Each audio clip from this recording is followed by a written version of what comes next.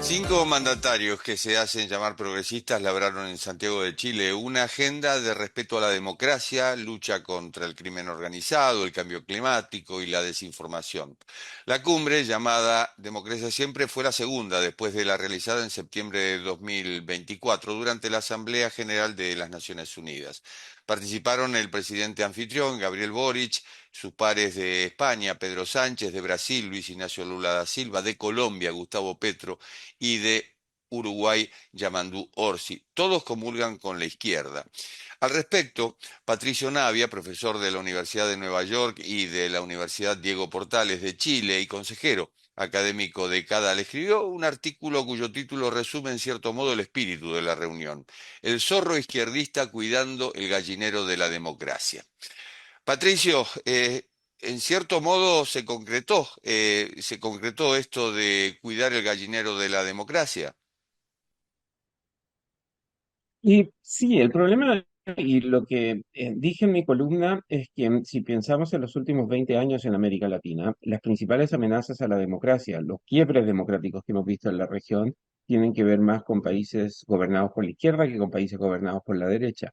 Entonces, que grupos de derecha o grupos de izquierda, presidentes de izquierda se reúnan y digan, mira, hay una amenaza a la democracia desde la derecha, pues sí puede ser cierto, ¿no? Pero evidencia que tenemos es que la izquierda le ha hecho más daño a la democracia en América Latina en los últimos años que la derecha. ¿Y para qué em, acordarnos de Cuba, que es la dictadura más longeva que tenemos en la región, que también es una dictadura de izquierda? Exacto, muchos de los presidentes representan a países que han tenido transiciones de gobiernos dictatoriales. Sin embargo, el régimen de partido único en Cuba, se conserva y además se respeta. Sí, el punto es ese, ¿no? Porque uno puede decir, mira, yo no puedo hacer nada respecto al tipo de régimen que tienen los otros países, a menos que quiera invadir esos países, ¿no? Em, pero pues el hecho de que a Cuba lo traten como un miembro más de la comunidad de naciones democráticas en América Latina, muestra que no hay una defensa por la democracia, un compromiso con la democracia como dicen tener estas personas, ¿no? Entonces, yo me pareció un poco irónico que vengan grupos de izquierda a decir, mira, hay una amenaza a la democracia por parte de la derecha, cuando si miramos lo que ha pasado en la región, Venezuela, el propio Bolivia, ciertamente Nicaragua, las principales amenazas a la democracia y los quiebres democráticos que hemos visto en la región en los últimos años vienen más bien desde la izquierda. Es cierto que hay ciertas amenazas a la democracia de algunos líderes de derecha. Yo no soy partidario de Bolsonaro, me parece que lo que ha hecho Bolsonaro en Brasil está muy mal, pero bueno, Bolsonaro está con el arresto domiciliario. Nicolás Maduro es el presidente de Venezuela, Daniel Ortega es el presidente de Nicaragua. Ambos son líderes de izquierda y me pareció em, em, particularmente criticable que en esta cumbre que se realizó en Chile no se haya dicho nada de Venezuela o de Nicaragua, los dos principales lugares en que se violan los derechos humanos en países que fueron democracia y ya no lo son. Insisto, el punto de Cuba es aún peor, porque en Cuba también se violan los derechos humanos, es una dictadura que ya tiene 66 años y va para los 67, y pues en general la respetan como si fuera un miembro más de la comunidad de países democráticos en América Latina, cuando claramente no lo es una tiranía, una dictadura totalitaria. Y hoy la derecha se asocia prácticamente con la ultraderecha, que es el caso, mencionabas a Bolsonaro en Brasil, es el caso de Vox en España. Es decir, partimos de un extremo para llegar al otro, no hay término medio por lo que se ve. Sí, ahora fíjate que se habla mucho de ultraderecha, pero no se habla de ultraizquierda, ¿no? Yo normalmente cuento un chiste de que a un político de izquierda viene, o a un periodista de izquierda viene su hijo y le dice, papá, papá, me duele la rodilla. Y el papá le dice, pero ¿cuál rodilla? ¿La izquierda o la de ultraderecha? Porque parece que no hubiera ultraizquierda cuando claramente tenemos una ultraizquierda que insiste esto le ha hecho más daño a la democracia que el que ha intentado hacer la ultraderecha. No digo que la ultraderecha esté bien, me parece que la ultraderecha está mal, pero si decimos que hay ultraderecha y no reconocemos que hay ultraizquierda, entonces estamos haciendo un análisis que es bastante sesgado. Ujú. Eh, ¿Cuál pudo ser o puede ser el interés de Boric en un año electoral en Chile? Yo creo que lo que quiere el presidente Boric es simplemente afirmar su apoyo en la izquierda, ¿no? No es muy popular, le ha ido mal, no hizo las reformas que quiso hacer. Recordemos que Boric llegó al poder diciendo que iba a enterrar el neoliberalismo y que quería superar el capitalismo. Ninguna de esas dos cosas funcionaron. Su coalición, que es una coalición de izquierda, de centro izquierda, pero también de izquierda radical, está el Partido Comunista, que es un partido que todavía abraza las ideas marxistas y leninistas. O sea, no estoy inventando cosas, eso está en su propia declaración de principios. El Partido Comunista, que ahora tiene la candidatura presidencial para las elecciones de noviembre de esa coalición. Eso me da la impresión de lo que quiere hacer el presidente Boris es alinear a la izquierda detrás de su coalición. Creo que él piensa que van a perder las elecciones, pero con una votación lo suficientemente alta podría mantener apoyo fuerte en el Congreso, que podría bloquear al próximo gobierno, que así como van las cosas, las elecciones son en noviembre, pero así como van las cosas, va a ser un gobierno de derecha. 16 de noviembre, primera vuelta, de haber segunda vuelta, 14 de diciembre. Decís que puede ser un gobierno de derecha, pero dentro de 4 años puede volver a la izquierda, como ya ha ocurrido. Y Y sí, y creo que lo que está haciendo el presidente Boric es aprovechando el hecho de que la derecha está dividida entre una derecha moderada y una derecha más radical, con cuatro candidatos presidenciales, la derecha, entre todos suman 60%, pero va a haber segunda vuelta, porque la votación en general se va a dividir.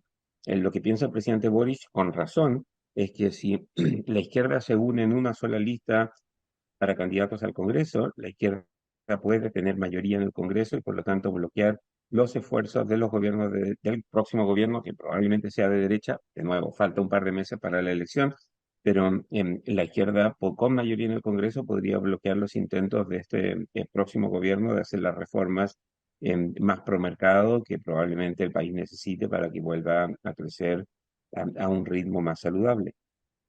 Da la sensación de que en América Latina nos encantan las superestructuras, es decir, crear grupos como este, que se llama Democracia Siempre, que ya tuvo su segunda reunión, alentados por Lula en ambos casos y que va a tener una tercera aparentemente en la Asamblea General de Naciones Unidas en septiembre. Pero, ¿cuál sería o cuál es tu lectura sobre esto que se llama Democracia Siempre? ¿Qué significa? Sí, bueno, yo creo que en general, primer punto es que en América Latina existen más instancias de multilaterales que países en la región, ¿no? Tenemos la OEA, tenemos el Banco Interamericano de Desarrollo, tenemos distintas iniciativas que aparecen y después desaparecen, que creo que solo confirman el hecho de que ninguna de ellas funciona muy bien. Y esta es una nueva iniciativa que solo incluye a gobiernos de izquierda. Teníamos la Alianza del Pacífico hace unos años que promovía el presidente Piñera con el presidente Uribe primero y después el presidente Duque de, de Colombia, que tampoco funcionó muy bien. Entonces, son estas iniciativas que dependen más de los presidentes que de las instituciones, y cuando los presidentes se van, pues esas iniciativas tienden a desaparecer. Pero me da la impresión de que el objetivo de esta última iniciativa es plantar pie, o sea, oponerse un poco a estas políticas unilaterales que está impulsando el gobierno del presidente Donald Trump en Estados Unidos, que atentan contra una de las cosas que fueron siempre los principios de la derecha, ¿no? Que es el libre comercio. Entonces ahora aparecen líderes de izquierda que siempre se opusieron un poco al libre comercio diciendo, no, de verdad queremos defender el libre comercio y no nos gusta esta idea del gobierno del presidente Trump de ponerle trabas al libre comercio. Y está también el argumento de que la extrema derecha es una amenaza a la democracia, que, insisto, puede ser, en algunos países lo ha sido, em, pero al plantear eso como el objetivo, como defender la democracia, se desnuda una inconsistencia y es que la izquierda ha sido una amenaza más grande para la democracia en la región en las últimas décadas. Si vamos al caso de que esto de etiquetar izquierda y derecha, bueno, el gobierno de Nicolás Maduro en Venezuela, avalado en cierto modo por Lula, no sé si entra dentro del pelotón de izquierda. Y bueno, se define como de izquierda, ¿no? Y la izquierda, efectivamente, algunos de izquierda lo critican poco y no hacen mucho al respecto, ¿no? O sea, el gobierno de Chile, por ejemplo, el gobierno del presidente Boric ha tomado la decisión de ir por Israel en la Corte Penal Internacional, em, acusando a Israel de genocidio contra el pueblo de Gaza, pero no ha hecho lo mismo para el caso de Venezuela, que tiene una dictadura, que viola los derechos humanos, que persigue a sus ciudadanos y a sus opositores. El presidente Boris no ha sido tan fuerte o tan activo para criticar a Venezuela como lo ha sido para criticar a Israel. Israel es, después de todo, una democracia. No sé si corresponde a la comparación, pero bueno, ya que estábamos en, en el hecho de denunciar lo que son violaciones a los derechos humanos, da la impresión de que los gobiernos de izquierda, también los gobiernos de derecha, pero en este caso los gobiernos de izquierda, em, ven de forma diferente las violaciones a los derechos humanos cuando son cometidas por un gobierno afín a ellos. Por eso se impone o se nota una doble vara, inclusive en la relación con Rusia, con China, con Irán, es decir, con quienes están en veredas enfrentadas con Estados Unidos y con el mundo occidental, si vamos al caso. Sí, ahora yo entiendo que los países tienen que tener relaciones comerciales con otros países. China es el principal socio comercial de Chile y de muchos otros países de América Latina, y es perfectamente razonable que hayan relaciones comerciales con esos países. Es importante para Chile tener buenas relaciones con China. Chile no puede condicionar sus negocios, su comercio con China, a que China no viole los derechos humanos, China tenga el tipo de régimen que Chile tiene. Eso no funciona así en el mundo. Hay que tener relaciones comerciales con todos y para poder desarrollar a los propios países. También hay que tener relaciones diplomáticas con todos los países. Eso es importante. No es cosa de empezar a cerrar embajadas en los países que no nos gustan. Em, pero me parece que es muy importante eh, decir cuáles son nuestros valores y cuáles son las cosas en las que creemos y tener un impacto en los países en los que podemos tener un impacto.